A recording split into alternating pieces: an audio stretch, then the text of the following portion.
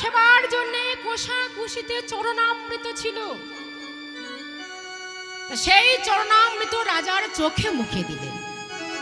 রাজার চোখে মুখে দিলেন, রাজার জ্ঞান ফিরলেন। যখন রাজার জ্ঞান ফিরেছেন বললেন, রানী একবার যখন তার ডাক শুনেছি আর আমরা এখান থেকে যাব না, এসো আমরা দুজনে মিলে তপস্যা করব, দেখি ভক্তাধীন ভগবান আমাদের ডাকে সাড়া দিয়ে থাকে কিনা। এই বলে বৃষভানু আর কীর্তিদা কি করলেন, দুজনে তপস্যা শুরু করলেন। দুজনে কি করলেন, তপস্যা শুরু করলেন। চারিদিকে অগ্নি প্রজ্বলিত করে তার মাঝখানে তপস্যা করছে। আবার কখনো বা আভ্যন্তরে নিমগ্ন হয়ে তপস্যা করছে। যখন দুজনে কঠোর তপস্যা করলেন, দেবী মূর্তি যে আর থাকতে পারলেন না, পুনরায় আবার আবির্ভূত হয়ে বললেন, বৃষভানু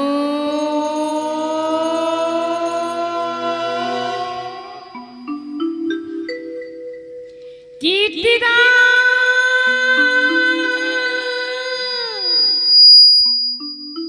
তোমাদের তপস্যায় যে আমি মুগ্ধ। এই নাও, এই ডিম্বটি নিয়ে যাও, কীর্তিদার শয়ন কক্ষে পদ্ম ফুলের ওপর রেখে দেবে। এই ডিম্বটি যথাসময়ে ফল পাবে, এখন নিজ গৃহেতে ফিরে যাও। তা দুজনে কি করলেন, সেই ডিম্বটিকে যত্ন সহকারে নিয়ে এসেছেন নিজ রাজপ্রাসাদে। তা কীর্তিদার শয়ন কক্ষে পদ্ম ফুলের ওপর রেখে দিয়েছে, পদ্ম ফুলের ওপর রেখে দিয়েছে। আর মন্ত্রীর কাছ থেকে সমস্ত রাজ্যভার বুঝে নিয়ে রাজ্য পরিচালনা করতে লাগলেন। মনের আনন্দ ধরে না, তা কি করলেন, নিজ রাজপ্রাসাদে ফিরে এসেছেন, মনোবাসনা পূর্ণ হবে বলেছে। তা মনের আনন্দ ধরে না, তা সবাই মিলে আমরা দুহাত তুলে কৃষ্ণ কথা বলব। সবাই মিলে আমরা দুহাত তুলে কৃষ্ণ কথা বলব। তা আমার সঙ্গে আপনারা সবাই মিলে কৃষ্ণ কথা বলবেন। সবাই মিলে কৃষ্ণ কথা বলবেন। হরে কৃষ্ণ হরে কৃষ্ণ কৃষ্ণ কৃষ্ণ হরে হরে, হরে রাম হরে রাম রাম রাম হরে হরে, হরে কৃষ্ণ হরে কৃষ্ণ কৃষ্ণ কৃষ্ণ হরে হরে, হরে রাম হরে রাম রাম রাম হরে হরে, হরে কৃষ্ণ কৃষ্ণ হরে হরে, হরে রাম রাম রাম হরে হরে, হরে কৃষ্ণ হরে কৃষ্ণ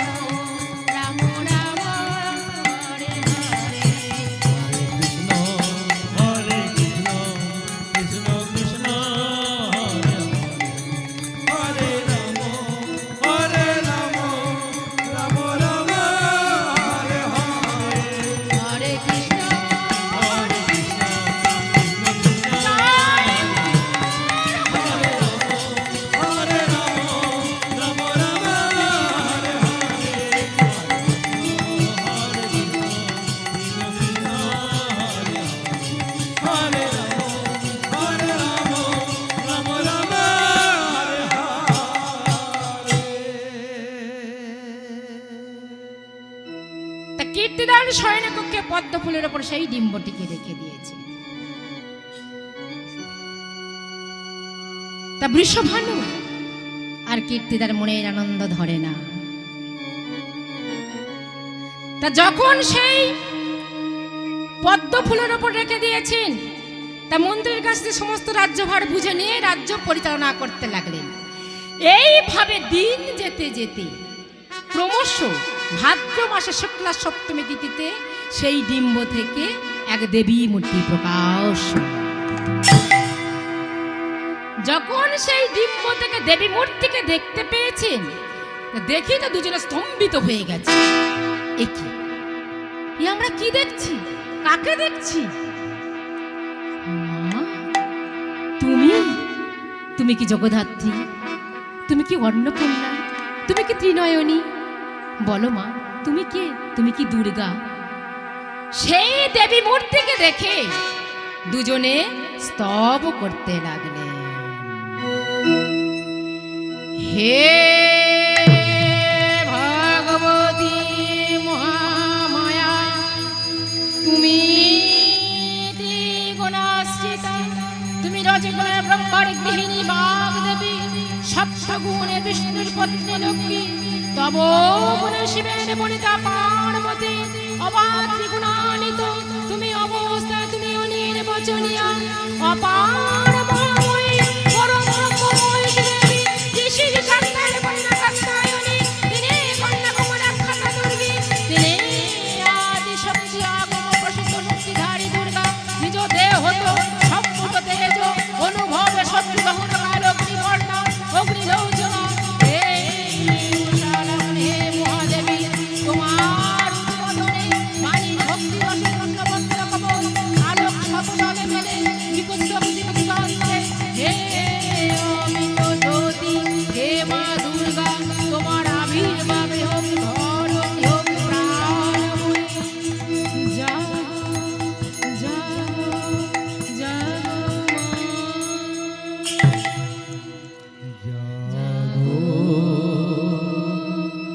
তুমি জাগো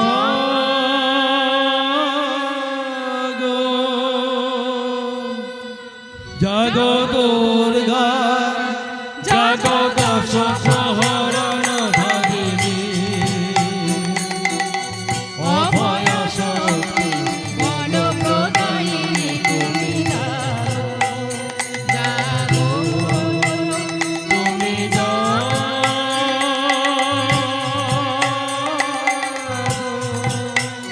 জাগো দুর্গা, জাগো দশ প্রহরণ ধারিণী, অভয় শক্তি বল প্রদায়িনী, তুমি জাগো, তুমি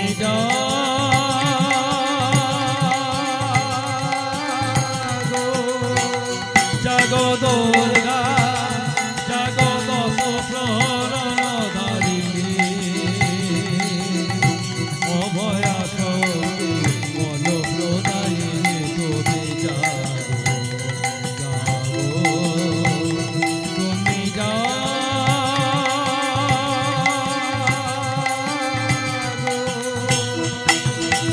প্রণতি বরদা অধরায় তোলা, বহু ভবধারিণী, ত্রিভুবন ধারিণী, জাগো মা, শরণময়ী চণ্ডিকা শান্তনী, জাগো, জাগো মা, জাগো সুরবিনাশিনী, তুমি জাগো, জাগো দুর্গা, জাগো দশ প্রহরণ ধারিণী, অভয় শক্তি বল প্রদায়িনী, তুমি জাগো, তুমি জাগো,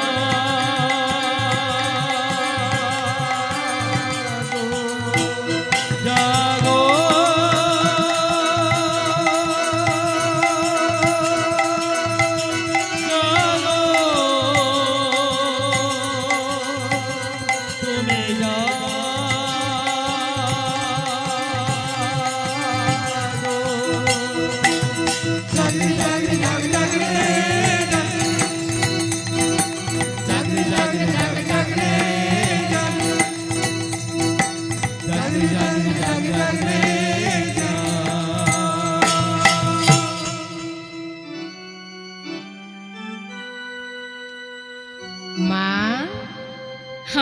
প্রণাম করো না মা, আমার স্তব করো না। আমি যে তোমার কন্যা হয়ে এসেছি, তোমার কোলে আমাকে স্থান দাও। এই বলে 6টি হস্ত একটি নয়নে মুদ্রিত করে ছোট্ট কন্যা রূপ ধারণ করে বিছানায় অবস্থান করে আছে। কি সুন্দর দেখুন! আজকের আমার রাধারানী জন্মগ্রহণ করেছেন কোথা থেকে? না পদ্ম ফুলের ওপর ওই ডিম্ব থেকে।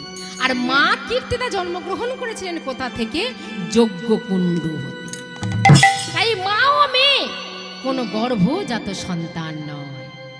তাই এই বৃষভানুর ডিম্ব থেকে কন্যা হলো কেন গো? পুত্র তো হতে পারত। আগের জন্মে বৃষভানু কে ছিলেন? দিবাকর। নারায়ণের সাধনা করে বর পেয়েছিলেন যে এই জগৎ যাবে বস, সেই হবে আমার কন্যা। তাই এই জন্মে বৃষভানু হয়ে এসেছে। তা রানীমার মনের আনন্দ ধরে না। তা রানীমা বলেন, হায় ঈশ্বর, যদি বা আমার কন্যা দিলে, কিন্তু আমার কন্যার নয়ন দিলে না। ওদিকে প্রতিবেশী কন্যা সবাই জেনে গেছে যে আমাদের রানীমার একটা সুন্দরী মেয়ে হয়েছে। তা চলো না গো, আমরা একবার গিয়ে সবাই গিয়ে একবার দেখে আসি, আমাদের রানীমাটা সুন্দরী মেয়ে হয়েছে। তা প্রতিবেশীগণ কি করলেন? সবাই মিলে আসছেন, সবাই মিলে দেখতে এসেছেন। এসে বলেন, বাহ, মেয়ে কি সুন্দর দেখতে, কি অপূর্ব দেখতে হয়েছে, কি সুন্দর হাত পা নাড়ছে। তা আর একজন বলেন, এই মেয়ে তো হাত পা নাড়ছে কিন্তু চোখ তো চাইছে না, মেয়ে তো হাত পা নাড়ছে কিন্তু চোখ তো চাইছে না। এই আমার কি মনে হয় জানিস? আমার মনে হচ্ছে অন্ধ। অন্ধ? মেয়ে হাত পা নাড়ছে, চোখ চাইছে না, আমার মনে হচ্ছে অন্ধ। তা আর একজন বলেন, এই অন্ধতা কি হয়েছে, দেখ কি সুন্দর দেখতে, কি অপূর্ব দেখতে, মনে হচ্ছে যেন বিশ্ব আলো করে আছে। তা প্রতিবেশীদের মনের আনন্দ ধরে না, মনের আনন্দেই বলে উঠলেন, সবাই মিলে উলুধ্বনি শঙ্খধ্বনি দেবেন। আজকের আমার রাধারানী জন্মগ্রহণ করেছেন। এসেছে রাজকুমারী, এসেছে ভানুনন্দিনী, জগতে এসেছে আজ আলো করে। এসেছে রাজকুমারী, এসেছে ভানুনন্দিনী, জগতে এসেছে আজ আলো করি। এসেছে রাজকুমারী, এসেছে ভানুনন্দিনী, জগতে এসেছে আজ আলো করে। এসেছে রাজকুমারী, এসেছে ভানুনন্দিনী, জগতে এসেছে আজ আলো করি। তুমি কি গোলকেশ্বরী, তুমি কি রামের ঘরণী, তুমি কি গোলকেশ্বরী, তুমি কি রামের ঘরণী, তুমি কি গোলকেশ্বরী, তুমি কি রামের ঘরণী। তুমি কি গোলকেশ্বরী, তুমি কি রামের ঘরণী। এবার কি হবে নাহি জানি, তুমি কি গোলকেশ্বরী, তুমি কি রামের ঘরণী, তুমি কি গোলকেশ্বরী, তুমি কি রামের ঘরণী। এবার কি হবে নাহি জানি। এসেছে রাজকুমারী, এসেছে ভানুনন্দিনী, জগতে এসেছে আলো করি। এসেছে রাজকুমারী, এসেছে ভানুনন্দিনী, জগতে এসেছে আলো করি। জগতে এসেছে আলো করি, জগতে এসেছে আলো করি, জগতে এসেছে আলো করি।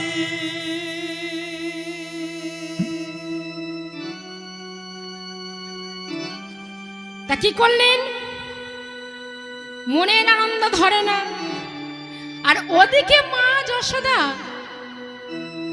বলেন, আচ্ছা বৃষভানু সুন্দরী একটা কন্যা হয়েছে, হ্যাঁ, তা আমি আর দিদি একদিন দেখতে যাব। তা এই মনে করে মা যশোদা রোহিণী কি করলেন, থাকতে পারলেন না, দেখতে যেতে হবে, কন্যা হয়েছে। তা মা যশোদা রোহিণী ওই কৃষ্ণ বলরামকে সঙ্গে লয়ে আসছে, কৃষ্ণ বলরামকে সঙ্গে লয়ে আসছেন। তা যখন বৃষভানুর গৃহেতে এসে উপস্থিত হয়েছেন, কৃষ্ণ বলরামকে কোল থেকে নামিয়ে দিয়ে ডাকছেন, কীর্তিদা, ও কীর্তিদা। কে? ও দিদি এসেছো, এসো এসো, কি সৌভাগ্য আমার। এই তোর নাকি একটা সুন্দরী মেয়ে হয়েছে, হ্যাঁ, তা দেখাবি না? আমরা তো দেখতে এসেছি। তা বলে, ও দিদি, ওই তো দেখো না, দোলনাতে আছে, গিয়ে দেখো না। তা মা যশোদা রোহিণী কি করলেন, তাড়াতাড়ি করে দোলনার কাছে গেছে, তাড়াতাড়ি করে দোলনার কাছে এসেছে। তা দোলনার কাছে এসে বলেন, বাহ, মেয়ে কি সুন্দর দেখতে হয়েছে, কি অপূর্ব দেখতে হয়েছে। ও দিদি দেখো না, কি সুন্দর হাত পা নাড়ছে, দেখো, হ্যাঁ, আবার মৃদু হাসছে। তা রোহিণী বলে, এই যশোদা, মেয়ে তো হাত পা নাড়ছে, হাসছে, কিন্তু কই একবার তো চোখ তো চাইছে না।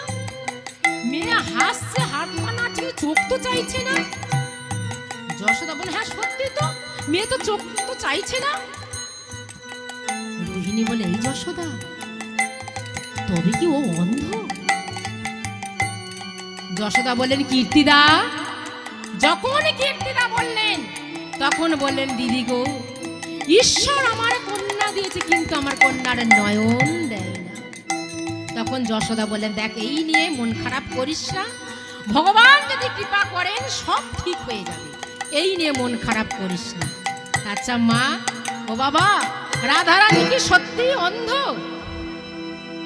রাধারানী সত্যি অন্ধ? না, না, ভগবানের কাছে প্রতিশ্রুতি আছে। এই রাধারানী আয়ান ঘরণী হয়েছিলেন কেন? কোন তপস্যার পুণ্যের ফলে আজকে লক্ষ্মী দেবীকে রাধারানী রূপে লাভ করেছিলেন? এই আয়ান কে? না, আয়ানের অপর নাম হলো অভিমন্যু। মাতা জটিলা, পিতা গুণ, ভাই দুর্মল, ভগ্নী কটিকা নিবাস যাব। শুনুন তবে, সত্য যুগে সুতপা নামে এক ন্যায়নিষ্ঠ ধর্মজ্ঞ ব্রাহ্মণ ছিলেন। তা একদিন পদ্মজনী ব্রহ্মা শঙ্করের কাছে এসে বলেন, শঙ্কর, তুমি তো বৈষ্ণব, এ তোমার কেমন বৈষ্ণবের ধারা? তুমি বৈষ্ণব হয়ে জীব হিংসা করো কেন? আমি জীবকে সৃষ্টি করছি, তোমার বুঝি দেখতে ভালো লাগে না? তাই আমার ওপর হিংসা করে তুমি জীবকে ধ্বংস করে দিচ্ছ, এই কি তোমার বৈষ্ণবের ধারা? যখন পদ্মজনী ব্রহ্মা এই কথা বললেন, বাবা শঙ্কর বললেন, দেখুন পদ্মজনী ব্রহ্মা, অকারণে আমাকে দোষারোপ করবেন না। একদিন না একদিন এই ভবের হাট থেকে তাকে বিদায় নিতেই হবে, না হলে এত জীবের স্থান হবে কি করে? আর আপনি হলেন সৃষ্টি করার ভারপ্রাপ্ত দেবতা, আর আমি হলাম সংহার করার ভারপ্রাপ্ত দেবতা। আমার কাজ আমাকে করতে দিন, আমাকে বিরক্ত করবেন না। কিন্তু পদ্মজনী ব্রহ্মা বারবার শঙ্করকে বৈষ্ণব নিন্দা করলেন। যখন বারবার শঙ্করকে বৈষ্ণব নিন্দা করলেন, বাবা শঙ্কর তো আর থাকতে পারলেন না। বাবা শঙ্কর থাকতে পারলেন, রাগে অগ্নি শর্মা হয়ে গেছে। রাগে অগ্নি শর্মা হয়ে বলে, আরে আরে পাপিষ্ঠ দুরাচার, এত সাহস তোর, তুই বৈষ্ণব নিন্দা করিস, তুই বৈষ্ণব ফল ভোগ করবি। এই বলে নিজ বক্ষ বিদীর্ণ করে এক বালককে সৃষ্টি করলেন। এক বালককে সৃষ্টি করে বলে, যাও বালক, ওই ব্রহ্মার উপযুক্ত শাস্তি বিধান করো। একই শক্তি সেই বালকে, যেদিকে তাকাচ্ছে পুরো ছাই হয়ে যাচ্ছে, যেদিকে তাকাচ্ছে পুরো ছাই হয়ে যাচ্ছে, মনে হচ্ছে পৃথিবীতে আগুনের। তা বনের পশু পাখি তারা ভয়ে পালাতে আরম্ভ করে দিয়েছে। তা ব্রহ্মা বলে, এখন কি করি? এই শঙ্কর কি কাণ্ড করলো বলো তো? হ্যাঁ, এ তো আমার দিকে তাকালে আমিও তো পুরো ছাই হয়ে যাব, আমার দিকে তাকালে আমিও পুরো ছাই হয়ে যাব। না না না, প্রভুর কাছে যেতে হবে। তা ব্রহ্মা কি করলেন? প্রাণ বাঁচাতে ওই গোলকপতি নারায়ণের কাছে চললেন। প্রাণ বাঁচাতে ওই গোলকপতি নারায়ণের কাছে চললেন, আর নারায়ণের নাম স্মরণ করতে করতে চলেছে। কেমন ভাবে? বাইরে নারায়ণ, ভিতরে নারায়ণ, বাইরে নারায়ণ ভিতরে নারায়ণ, বাইরে নারায়ণ, ভিতরে নারায়ণ, বাইরে নারায়ণ ভিতরে নারায়ণ, তুমি নারায়ণ হৃদঙ্গে, তুমি নারায়ণ হৃদঙ্গে, বাইরে নারায়ণ ভিতরে নারায়ণ, বাইরে নারায়ণ ভিতরে নারায়ণ, তুমি নারায়ণ হৃদঙ্গে, তুমি নারায়ণ হৃদঙ্গে, অন্তরে হরি বাইরে হরি, তুমি হরি নারায়ণ, অন্তরে হরি বাইরে হরি তুমি হরি নারায়ণ, অন্তরে হরি বাইরে হরি, তুমি হরি নারায়ণ, অন্তরে হরি বাইরে হরি তুমি হরি নারায়ণ, তিলকের হরি এক হলো, তিলকের হরি এক হলো, তিলকের হরি এক হলো, তিলকের হরি এক হলো, তিলকের হরি এক হলো, তিলকের হরি এক হলো, তিলকের হরি এক হলো, তিলকের হরি এক হলো, তিলকের হরি এক হলো, তিলকের হরি এক হলো, তিলকের হরি এক হলো, তিলকের হরি এক হলো।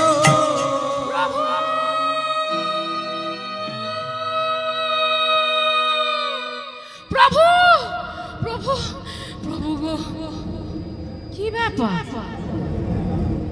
আপনাকে এত বিচলিত দেখাচ্ছে কেন? কি হয়েছে আপনার? হ্যাঁ প্রভু, সব দেখে শুনে এখানে চলে এসেছে, এখন আমার কি হবে? কি ব্যাপারটা আপনি বলুন তো। প্রভু, ওই শঙ্কর আমার পিছনে ভূত ছেড়ে দিয়ে তারা ভূত ছেড়ে দিয়েছে, সেটা আবার কি? প্রভু গো, সব দেখে এখানে চলে এসেছে, এখন আমার কি হবে?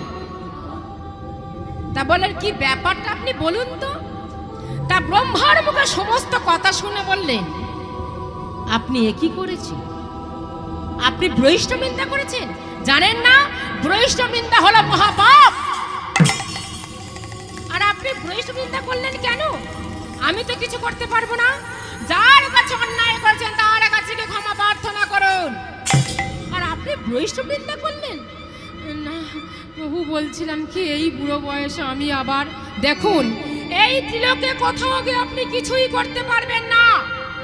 যার কাছে অন্যায় করেছেন তার কাছে গিয়ে ক্ষমা প্রার্থনা করুন। প্রভু আমার বলেছেন কোনো উপায় নেই, প্রভু আমার বলেছেন কোনো উপায় নেই। তাই ব্রহ্মা কি করলেন?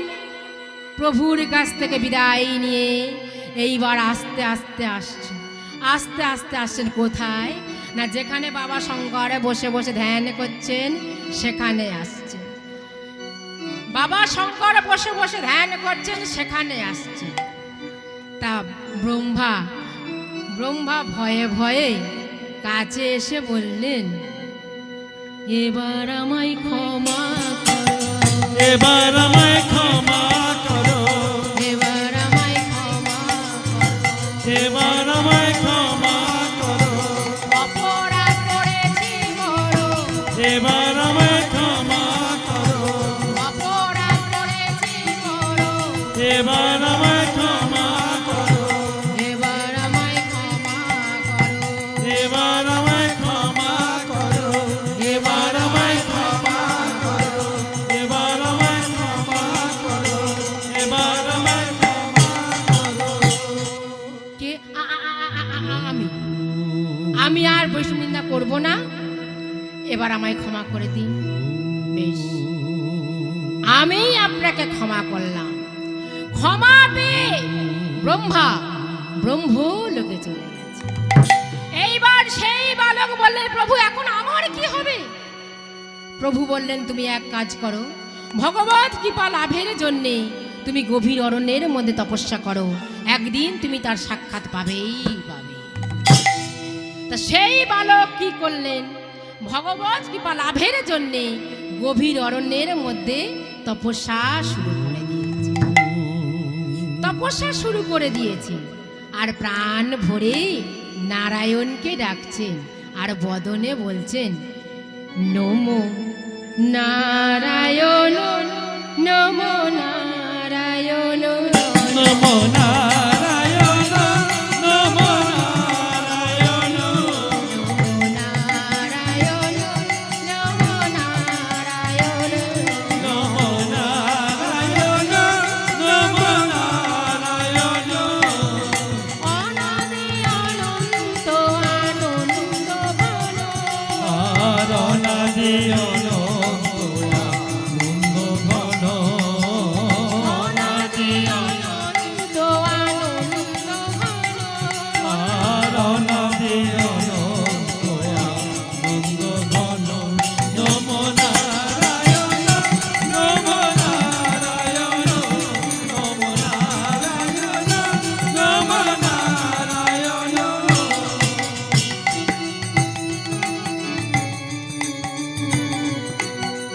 নিখিল রূপে রূপে তব মুরতি, কোটির বিশেষি করে আরতি। নিখিল রূপে রূপে তব মুরতি, কোটির বিশেষি করে আরতি। উর্মিলা ছন্দে সাগর বন্দে, উর্মিল ছন্দে সাগর বন্ধে, উর্মিলা ছন্দে সাগর বন্দে, উর্মিল ছন্দে সাগর বন্ধে।